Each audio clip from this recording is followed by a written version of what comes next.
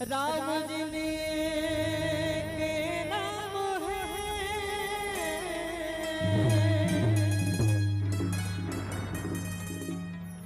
और नाम जिनका काम है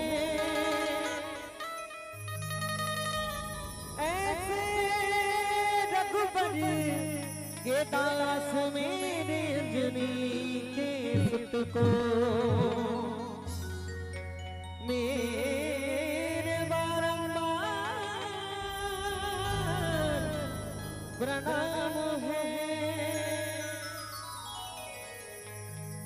छाती मां पुटारे तो ना राम भगवान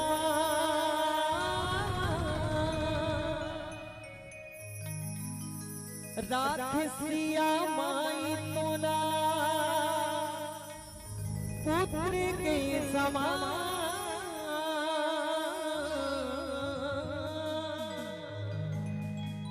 गुण न करे गाए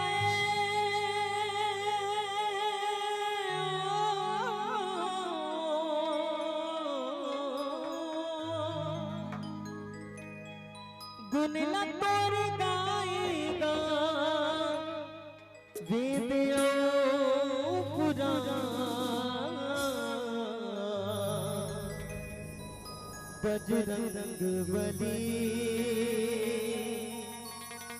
जय हो बजरंग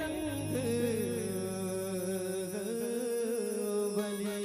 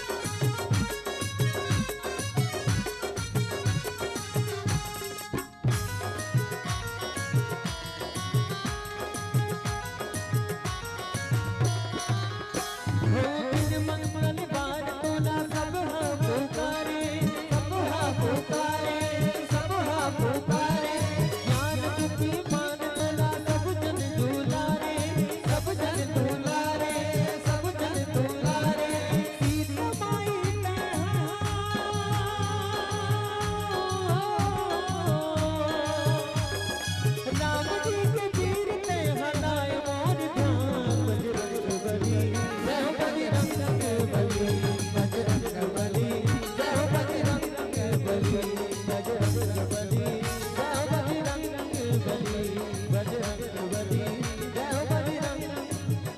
हो छाती मां पुकार तू न राम भगवान, राम भगवान, राम भगवान। राख सिया माई तो न पुत्र के समान,